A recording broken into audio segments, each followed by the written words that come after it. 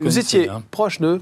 Ouais, enfin proche. Vous les connaissez bien? Je les connaissais bien, on était contents quand on se revoyait, voilà. Vous aviez parlé avec eux du vaccin, tout ça, non? Non, j'ai jamais parlé de vaccin. Étonnamment, comme vous êtes non, je les ai médecin, croisés pendant le confinement et on n'en a pas parlé. Mais ça m'a vachement étonné qu'ils ne soient pas vaccinés. Ouais. Des gens qui avaient quand même une appétence pour la science et qui ne sont pas vaccinés, c'est très bizarre. Alors, je connaissais leurs conditions financières, je savais que c'était un peu de bric et de broc, que c'était un peu, ils étaient très artistes de ce côté-là. Mais bon, mais il y avait il y avait, comme Jean-Marc, il y avait de la générosité chez eux, il y avait de la chaleur, il y avait de la gentillesse, il y avait de la bonté, c'était des gens bienveillants. Voilà, et donc ça fait de la peine, quoi. Si je vous parle des frères Bogdanov, c'est parce que la dernière fois qu'on a parlé d'argent avec eux, ils m'avaient expliqué que leur premier revenu, c'était la vente de livres. Je sais que vous avez ce point commun avec eux, c'est que vous, quand vous faites un livre, ça fonctionne, et plutôt bien.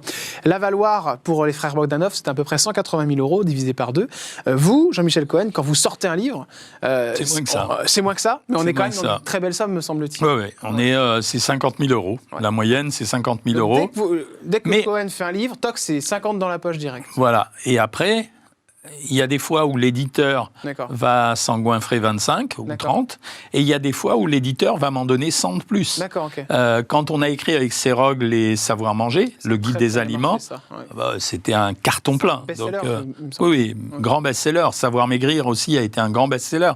Et dans ces cas-là, l'éditeur vous redonne l'argent. C'est pour ça que je pense que c'est assez correct, les avaloirs, dans la mesure où on vous donne, on ne sait jamais comment va marcher un livre, on valorise le travail que vous avez fait, et derrière, si le public a aimé, vous êtes valorisé. Si le public n'a pas aimé, on a pris nos risques, lui, l'éditeur et moi.